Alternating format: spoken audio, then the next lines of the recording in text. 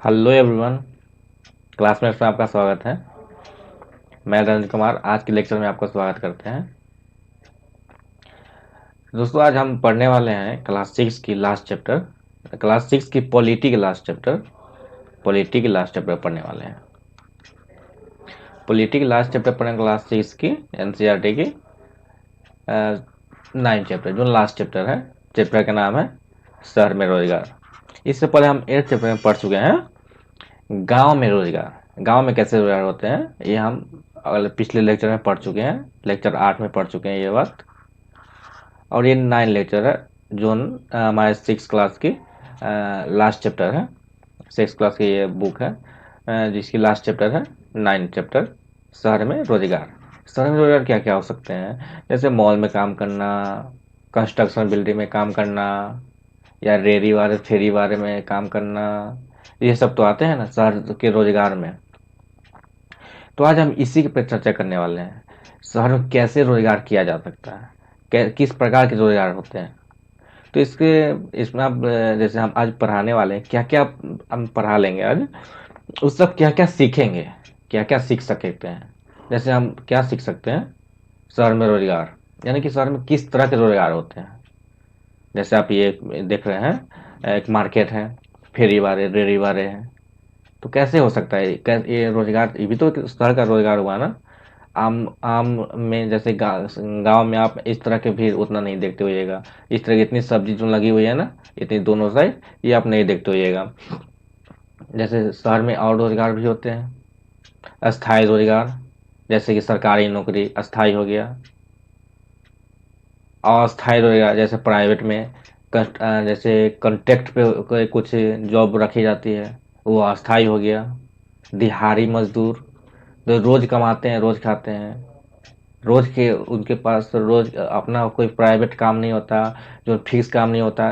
काम मिला तो खाएं, नहीं काम मिला तो नहीं खाएं, दिहाड़ी मजदूर। फेरी वाले यानी कि जैसे ये जो सब्जी बेचना है इसको भी फेरी वाले कहेंगे। रेरी वाले यानी जो ठेला पर सामान बेचते हैं, रेरी वाले। इसके बारे में आज हम पढ़ लेंगे, सारे के बारे में पढ़ लेंगे आज। उससे पहले हम क्या जानेंगे, शहर। शहर क्या है, इससे पहले हम क्लास 6 के बुक में ये शहर पढ़ चुके हैं, शहर किसे कहते हैं। आप अगर आप मेरा पिछले वीडियो नहीं देखा है तो आप पिछले वीडियो देख करके आप देख सकते हैं। फिर भी हम थोड़ा सा ओवरव्यू एक शहर का यहाँ पर देने वाले हैं। जैसे आप शहर नाम सुनते होइएगा, एक आपके दिमाग में सिर्फ दो चीज आती होगी, दो दो तीन चीज आती होगी, 2 से 3 चीज आती होगी। क्या क्या, बड़े बड़े बिल्डिंग, मॉल्स, अस्थायी नौकरी, रोजगार की समस्या बहुत ज़्यादा होती है गांव की अपेक्षा। तो उसी के बारे में हम जानने वाले हैं। क्या उसी को हम जितना कुछ बताए हैं उसी को हमने आज अपने टाइपिंग करके यहाँ पर लिख दिया है, सिंपल सी लैंग्वेज में है जो आपको समझ में आ ही जाएगी। क्या है देखते हैं, देखिए क्या लिखा हुआ है।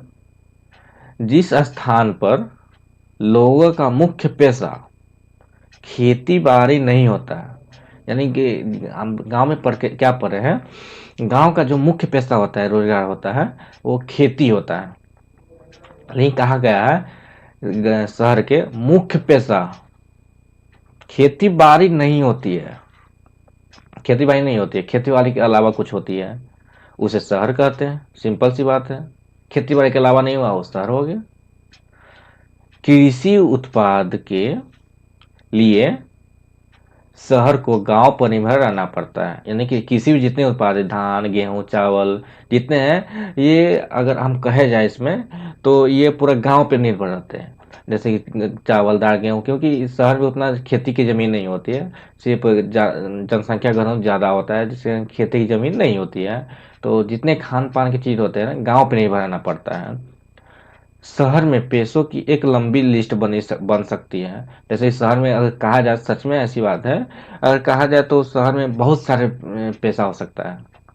जैसे अभी हमको पढ़ा रहे हैं तो हम शहर से पढ़ा रहे हैं, गांव से पढ़ा रहे हैं, ये भी तो एक रोजगार का हुआ ना, रोजगार का एक क्षमता भी एक कहा जाए तो रोजगार का एक प्रकार भी हुआ। आप शहर में आ रहे हैं, कचरा उठा रहे हैं, नगर निगम में काम कर रहे हैं, वो भी तो एक रोजगार ही हुआ ना। जैसे आप किसी घर में खाना बनाने जा रहे हैं, किसी के यहाँ पोछा कर रहे हैं, वो भी तो एक रोजगार हुआ ना। किसी की आप नौकर है, वो भी तो रोजगार हुआ। तो लिस्ट बहुत सारी बन सकती है, क्या रोजगार हो सकता है शहर में। बहुत सारी, गांव में कुछ सीमित है, लेकिन शहर में बहुत ज़्यादा हो जाती है। जब बड़े बड़े कंपनियां शहर में ही होती है, वहीं पे जितने काम करने वाले मजदूर होते हैं सारे हो गए, रोजगार तो हो गए ना। तो उसकी लिस्ट अगर बनाई जाए तो बहुत ज़्यादा लिस्ट है। शहर में, शहर के बहुत ही कम लोग एक दूसरे को जानते हैं। जैसे शहर में सबसे आम बात अब मॉडर्न हो गई है, कोई किसी मतलब नहीं। बगल में क्या है, बगल में कोई अगर डेथ कर गया, उससे उससे भी कोई मतलब नहीं है। अपने काम से मतलब रखता है, बगल में कुछ हो गया उससे मतलब नहीं है, हम अपने से मतलब रखते हैं। ये सबसे बड़ी खराबी है। जो अब एक पहले होता था यूनिटी, अब यूनिटी नहीं रह गई है। एकल परिवार नहीं रह गया अब। दूसरे काम के कारण दूसरे का जीवन सरल बनता है। यानी कि हर व्यक्ति का काम काम के कारण है ना, यानी कि जितने रोजगार होते हैं, जितने रोजगार होंगे उतना काम आसान हो जाएगा। तो इस शहर में बहुत ज़्यादा रोजगार है, उसके लिए काम थोड़ा आसान भी रहता है। क्या लिखा हुआ है, शहर में पाए जाने वाले प्रत्येक व्यवसाय का वर्णन मुश्किल है। यानी छोटे छोटे काम करते वो भी रोजगार के आते हैं, तो इसलिए वर्णन करना थोड़ा मुश्किल हो जाता है। लेकिन कुछ सरलीकरण तो किया ही जा सकता है। शहर के कुछ पेशों के बारे में नीचे दिया गया है। अब कौन कौन सा पेशा हो सकता है शहर में, यानी कि शहर में कौन कौन सा पेशा हो सकता है, किस किस के बारे में, मुख्य बात के बारे में, मुख्य पेशा के बारे में, मुख्य रोजगार के बारे में हम नीचे चर्चा कर रहे हैं। क्या हो, यानी कि कहने मतलब अगर मुख्य रोजगार के बारे में कहा जाए क्या क्या हो सकता है। जैसे सरकारी नौकरी, अगर सरकार की कुछ ऑफिस होती है तो ग्राम लेवल पर नहीं होती है, जिला स्तर पर होती है, डिस्ट्रिक्ट स्तर पर होती है, राज्य स्तर पर होती है, और ये अधिकांशतः ये शहर में ही होती है। जैसे सरकारी नौकरी अस्थाई होती है। क्या लिखा हुआ है, ये भी तो सरकारी नौकरी भी तो रोजगार ही है ना, गवर्नमेंट जॉब ये भी तो रोजगार में आते हैं ना। क्या लिखा, शहर में कुछ लोग सरकारी नौकरी करते हैं। इनमें से कुछ केंद्र सरकार के लिए तो कुछ राज्य सरकार के लिए काम करते हैं।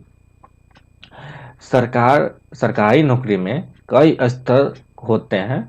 सबसे शिखर पर अधिकारी आते हैं, उनके बाद क्लर्क होते हैं, सबसे नीचे चपरासी ड्राइवर रसोइया माली, जितने हैं ना, चपरासी ड्राइवर रसोइया माली, ये सब रोजगार हैं, सब रोजगार है।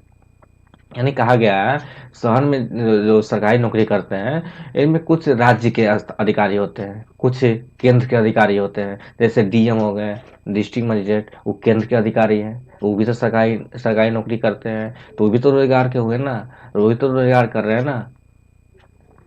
अब क्या सरकारी नौकरी के लाभ क्या हो सकते हैं, गवर्नमेंट जॉब की लाभ क्या हो सकती है।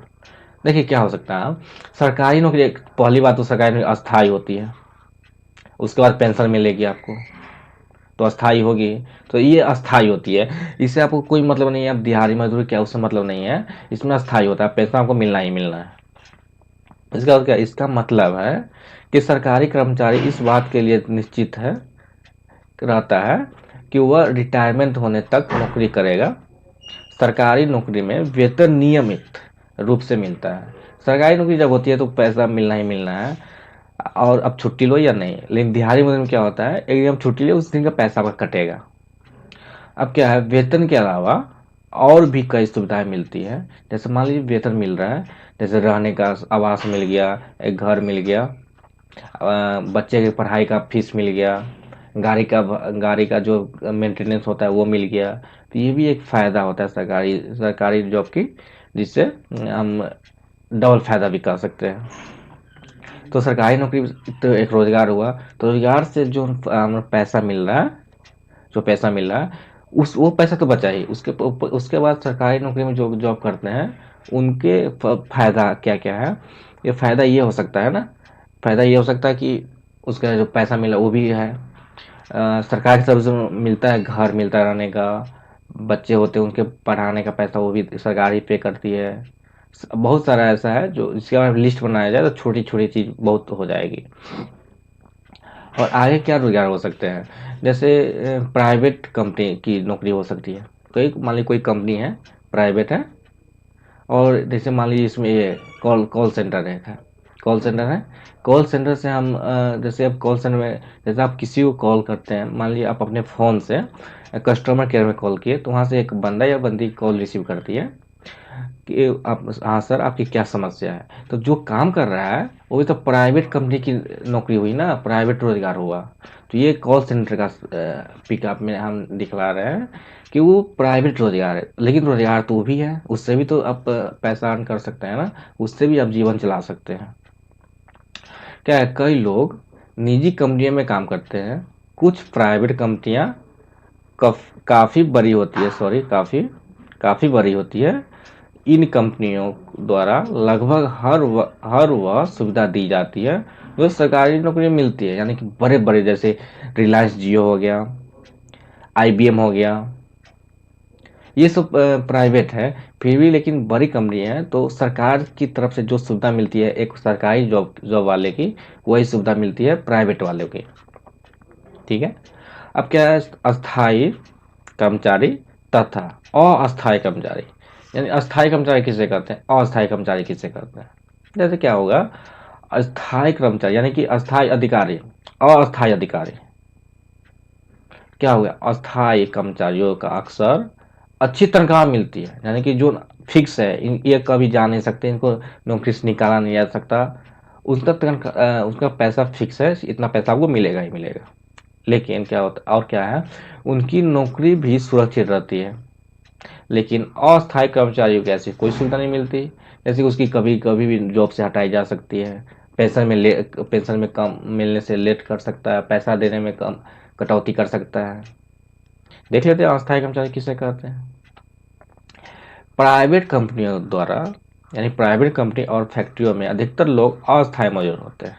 जैसे मान कोई भी प्राइवेट है तो अपना निजी है उसका, जब चाहे काम है, अब तुम आप बोलेगा कि आपका काम हमें नहीं है, अब आप यहाँ से जाइए, तो काम नहीं तो हटा भी सकता है, तो प्राइवेट है। तो अस्थायी उस जितने भी प्राइवेट है वो हो गए अस्थायी कर्मचारी, यानी अस्थायी रोजगार के वो एक माध्यम है, लेकिन रोजगार तो वो भी है। अब है, इनमें से अधिकतर को काम के अनुसार पैसा मिलता है, यानी कि काम जितना काम करे उतना मिलेगा, ओवर टाइम करेगा उसका ही पैसा मिलेगा, वो भी रोजगार का एक साधन है, लेकिन शहर में, गांव में नहीं। अब है, इसे समझने के लिए एक कपड़ा फैक्ट्री के मजदूर का उदाहरण लेते हैं। जैसे मान लीजिए एक कंपनी कंपनी है जिसमें बहुत सारे मजदूर काम कर रहे हैं, मैं सर्दी कपड़ा बन रही है, ठीक है। अभी सर्दी का मौसम है, सर्दी कपड़ा बन रही है, लेकिन बहुत सारे मजदूर की ज़रूरत है, लेकिन मजदूर मेरे पास कम है, तो हम मजदूर कहीं से ले लेंगे, कहीं से मजदूर ले लेंगे, और जितने सर्दी चल रही है उसमें हम कपड़ा बनाएंगे, लेकिन सर्दी का मौसम ख़त्म हो गई, मजदूर की ज़रूरत हमें नहीं है, तो उस जितने मजदूर हम रखे थे उस मजदूर को फिर से हटाएंगे, भाई तुम्हारा काम हो गया, अब तुम्हें नहीं रख सकते हम, क्योंकि हमें बहुत पैसा लगता है तुमको देने में, तो उसको हटा दिया। तो अस्थायी कर्मचारी हो गया ना, कर्मचारी तो हुआ लेकिन अस्थायी हुआ। अब है, दिहाड़ी मजदूर किसे कहते हैं। दिहाड़ी मजदूर जैसे आप शहर में देखते होइएगा, कभी शहर में ऐसा देख होइएगा, जहाँ पे चौक चौराहा होते हैं, उस वहाँ पे मजदूर लोग बैठे होते हैं। जैसे कोई माने आपकी कोई घर बनानी है, तो उसके लिए अब मजदूर चाहिए, तो आप कहाँ से खोजोगे शहर में, तो एक चौक चौराहा पे मजदूर बैठे होते हैं, उन्हें आप पकड़ के रहिए, उन्हें उस दिन का पैसा दीजिए, जितना पैसा होता है 200 से 250 जितना होता है, पैसा दीजिए, उस दिन काम कराइए, उसके बाद गया, वो अपने काम से मतलब, आप अपने काम से मतलब, कोई मतलब नहीं। तो जो रोज खाए, रोज कमाए, रोज खाए, उसे कहते हैं दिहाड़ी मजदूर। ठीक है। जैसे ये ईंटा है, ईंटा हमने, मेरा काम था, उसे हम मजदूर को उठा लिए, पैसा दिए, बोले इस ईंटा को यहाँ पे रख देना है, रख दो, पैसा लो, जाओ, बस दिहाड़ी मजदूर। यदि कोई कंस्ट्रक्शन कंपनी में कंस्ट्रक्शन बिल्डिंग में काम करना है, तो वो भी दिहाड़ी मजदूरी है। काम है, बिल्डिंग बन रहा है तो ठीक है, नहीं बन रहा है तो फिर से अपना काम करो, दूसरा काम करो। तो दिहाड़ी मजदूर उसी को हमने इस भाषा में लिख दिया है, टाइपिंग में क्या लिखा हुआ है, दिहाड़ी मजदूरों की संख्या तो और भी अधिक है, यानी दिहाड़ी मजदूर बहुत ज़्यादा है क्योंकि बेरोजगार बहुत है, तो रोजगार की खोज में दिहाड़ी मजदूरी बन जाते हैं। दिहाड़ी मजदूर का मतलब रोज पैसा मिलेगा, रोज काम कीजिए। जिस दिन काम नहीं मिला उसे पैसा नहीं, उसी खाना नहीं। जिस जिस लोगों के पास कोई हुनर नहीं होता है, उन्हें दिहाड़ी मजदूर के रूप में काम करना पड़ता है। मान लीजिए अब मेरे पास कोई काम नहीं है, ऐसा नहीं कि हुनर, मान लीजिए मेरे पास हुनर नहीं है, तो अब हम कहीं पे किसी से मांगने जाएंगे, भाई हमें कोई काम दे दो, नौकर रख लो हमें, तो ऐसा भी तो होता है ना, तो वो भी तो रोजगार हुआ ही ना। अब क्या है, आपको कई शहरों में लेबर चौक होता है, यानी कि चौक चौराहा पे एक मजदूर की जून बिकती है रहती है, वहाँ से जिसको काम होता है मजदूर उठाते हैं और ले जाते हैं, काम करवाते हैं, फिर छोड़ देते हैं। लेबर चौक मिल जाती है। यह वह जगह होती है जहाँ लेबर चौक किसे कहते हैं, यानी कि यह वह जगह होती है जहाँ सुबह सुबह सैकड़ों मजदूर काम की तलाश में आकर बैठ जाते हैं। मैं जिसके पास कोई काम नहीं, वहाँ बैठ गए और कोई बड़े बड़े कंपनी या कोई कोई कंस्ट्रक्शन बिल्डिंग वाले आए, मजदूर वहाँ से लिए, फिर पैसा फिक्स किया और ले गए। वे कोई भी काम करने को तैयार रहते हैं, यानी कोई भी काम हो, कंस्ट्रक्शन बनाना हो, गड्ढा खुदवाना हो, किसी प्रकार का काम हो, उससे ले जाइए, पैसा दीजिए, काम करवाइए। कोई निर्माण स्थल पर काम हो या किसी ट्रक पर सामान लादना हो या नाली साफ करनी हो, इन मजदूरों को महीने के कुछ ही दिनों पर काम मिल पाता है। जैसे ठंडी आई तो ठंडी में कोई काम कराना नहीं चाहता, जैसे बिल्डिंग बनाना नहीं चाहता ठंडी में, तो उसे काम नहीं मिलेगा ना। तो दिहाड़ी मजदूर चौक चौराहे पर बैठने से क्या फायदा जब काम ही नहीं मिलेगा, तो इसलिए कहा गया है महीने के कुछ ही दिन उसे काम मिल पाता है। इन इनमें से अधिकतर दूर दराज से इलाकों से काम करते हैं। जैसे यहाँ पे जो शहर में आते हैं, वो बहुत दूर दराज से आते हैं, जैसे गांव से हो, कस्बा से हो, वहाँ से आते हैं कि हमें चलो गांव में तो शहर में तो हमें नौकरी मिलेगी मिलेगी, यानी कि मजदूर है तो मजदूरी मिलेगी मिलेगी, काम करेंगे तो काम तो मिलेगा ही। शहर में अत्यधिक किराया और रहने का खर्चा इनकी सीमित आमदनी की कमर तोड़ देता है। इसलिए अपनी आय का बहुत छोटा हिस्सा ही ये बचत कर पाते हैं, जिसे वे अपने परिवार के पास गांव में भेज देते हैं। जैसे दिहाड़ी मजदूर अपने रूम लेकर रहते हैं शहरों में, उसका कॉस्ट बहुत ज़्यादा हो जाता है, जिसके कारण जो उनको मिल पाता है पैसा, उनमें से कुछ तो रेंट पे गया, कुछ खाने में गया, और कुछ जो बच जाता है वो अपने फैमिली के लिए, परिवार के लिए गाँव भेज देते हैं, क्योंकि वो गाँव से आए रहते हैं, इसलिए गाँव भेज देते हैं। क्योंकि मान लीजिए अब जब कम कर रहे हैं तो पैसा मिल रहा है, तो हम जब फैमिली के लिए काम कर रहे हैं तो फैमिली को भेजना पड़ेगा ना, तो छोटा सा हिस्सा ही भेज पाते हैं, जिसके कारण इनका दुकानदार का अब अगला से क्या है, दुकानदार, यानी कि शहरों में जितने दुकानदार होते हैं, यानी कि ये जितने देखते हैं शायद तो रोजगार का ही पार्ट हुआ ना, रोजगार ही तो कर रहे हैं ना। जैसे बहुत सारी दुकान होती है, छोटी दुकान, बड़ी दुकान, जैसे जियो मार्ट, वालमार्ट, ये सब बड़ी बड़ी दुकान है। दुकान ये जियो मार्ट, वालमार्ट, फ्लिपकार्ट सब दुकान ही है, लेकिन बहुत बड़ा दुकान है, उसके लिए कर्मचारी रखने पड़ते हैं, मजदूर रखने पड़ते हैं। लेकिन छोटे किसान क्या है, छोटे मजदूर यानी छोटे दुकानदार, वो अपने परिवार में मिलकर ही चला लेते हैं, परिवार मिलकर ही अपना दुकानदार चला लेते हैं। उसके कोई मजदूर रखने की जरूरत नहीं है, क्योंकि उससे पैसा देना पड़ेगा मजदूर को, लेकिन वो दे नहीं पाएंगे क्योंकि उनका बहुत कम पैसा आमदनी है, इसलिए तो उसी को मैंने यहाँ पे लिख दिया है। शहरों में आपको तरह तरह की दुकानें दिखेंगी, कुछ दुकानें छोटी तो कुछ दुकानें बहुत बड़ी होती हैं, जैसे वालमार्ट, फ्लिपकार्ट, जियो मार्ट, ये बहुत बड़ी दुकान है। अधिकतर दुकान का मालिक कोई व्यक्ति होता है। आजकल कुछ बड़ी कंपनियों ने पूरे देश में दुकान भी की चेन खोल रखी है, जैसे वालमार्ट, फ्लिपकार्ट, जियो मार्ट, ये सब बहुत बड़ी दुकान सब है। छोटी दुकान में अधिकतर काम दुकान के मालिक और उनके परिवार द्वारा किया जाता है, ये बड़े बता चुके हैं हम। अब क्या लिखा हुआ है, बड़ी दुकान में इसकी कोई कर्मचारी रहते हैं, यानी कि बड़ी दुकान में बहुत कर्मचारी होते हैं। छोटी दुकान के अपने मालिक अपने खुद परिवार मिलकर चला लेते हैं। अब क्या है, सेवा प्रदाता, यानी जो सेवा प्रदान करते हैं, जो उसके लिए पैसा लेकर अपना सेवा देते हैं। सेवा देते हैं, जैसे कि हजाम, कुरियर बॉय, ट्यूशन, अधिकांश ट्यूशन शहर में ही होते हैं।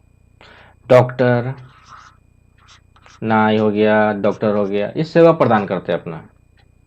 क्या लिखा हुआ है, शहरों में सर्विस देने वाले कई लोग और संस्थाएं हैं। सर्विस देने वाले किसी माल को नहीं बेचता, यानी कि कुछ बेचते नहीं है वो, लेकिन वो रोजगार कर रहे हैं। वो भी तो डॉक्टर, वो भी रोजगार है, बाल काट रहे हैं, वो भी रोजगार है। तो अगर शहर में गिराया जाए बहुत तरह के रोजगार हो जाते हैं। जैसे रेहड़ी वाले, ठेला पे फल सब्जी बेचते हैं, वो फेरी वाले हो गए, रेहड़ी वाले हो गए, रेहड़ी वाले। जो ये सब हो गए, ये सब बेच रहे हैं, ये फेरी वाले हो गए। उसी को मैंने यहाँ पे लिख दिया है, क्या है, यानी किस प्रकार की मजदूरी होती है। जैसे जिन लोगों के पास अस्थायी दुकान नहीं होती है उन्हें रेहड़ी या फेरी वाले कहते हैं। कोई स्थान दुकान में कोई स्थान जगह नहीं होता अस्थायी जगह, उसे फेरी वाला, रेहड़ी वाला कहते हैं। रेहड़ी वाला जो ठेला पर रखकर बेचता है, रेहड़ी वाला। तो ये सामान यहाँ पर रख लेते हैं, फेरी वाले। वे ठेला गाड़ी पर या फुटपाथ पर अपनी दुकान लगाते हैं। एक रेहड़ी वाले का जीवन कठिन होता है, यानी कि नहीं मिल पाता उसे पैसा, एक कभी बिकता है कभी नहीं बिकता है। कई बार पुलिस वाले उन्हें खदेड़ कर भगा देते हैं, जैसे रोड पे लगाएंगे तो भगाएंगे। रेहड़ी पट्टी वाले दुकान फुटपाथ और सड़कों पर जाम लगा देते हैं, जिससे आने वाले को तकलीफ होती है। तो तकलीफ होगी तो पुलिस तो ऐसा काम करेगी ही, इसलिए कई लोग इनका विरोध भी करते हैं। हर आदमी को रोजगार का अधिकार है, इसलिए सरकार रेहड़ी वाले की समस्या पर विचार कर रही है। जैसे इस बार मोदी सरकार ने कहा, आप पुल के नीचे जो बनते हैं उस वहां पर आप रेहड़ी लगा सकते हैं। सरकार यह कोशिश कर रही है कुछ स्थानों को रेहड़ी वालों के लिए छोड़ दिया जाए। यह भी ध्यान दिया जा रहा है कि आम नागरिकों और रेहड़ी पट्टी वाले में टकराव कम से कम हो, यानी कि जो नागरिक हैं, जो आम दुकान खोल रहे हैं, उनकी कंपटीशन न कर पाए, तो उससे थोड़ा मतभेद होती है। तो मोदी सरकार उस पर बात कर रही है, जो हमारे वर्तमान सरकार पर बात कर रही है। तो फिलहाल आज के लिए तो इतना ही। अगले क्लास में हम देख लेंगे क्लास 6 की ज्योग्राफी स्टार्ट करने वाले हैं हम। क्लास 6 की ज्योग्राफी स्टार्ट करने वाले हैं। कल से नहीं, परसों से स्टार्ट होने वाली हो, वो आपको वीडियो मिल जाएंगे। और अभी तक मेरा चैनल सब्सक्राइब नहीं किया है तो सब्सक्राइब कर लें, लाइक कर दें और शेयर कर दें। और इस क्लास की पीडीएफ आपको लेनी है तो डिस्क्रिप्शन में नीचे दिया हुआ है, डिस्क्रिप्शन में देख सकते हैं और वहाँ से डाउनलोड कर सकते हैं। और मेरा वहाँ पे वेबसाइट भी दिया हुआ है, वहाँ मेरे वेबसाइट को विजिट कर सकते हैं, सारा पीडीएफ वहाँ से डाउनलोड कर सकते हैं। Thank you for joining my session.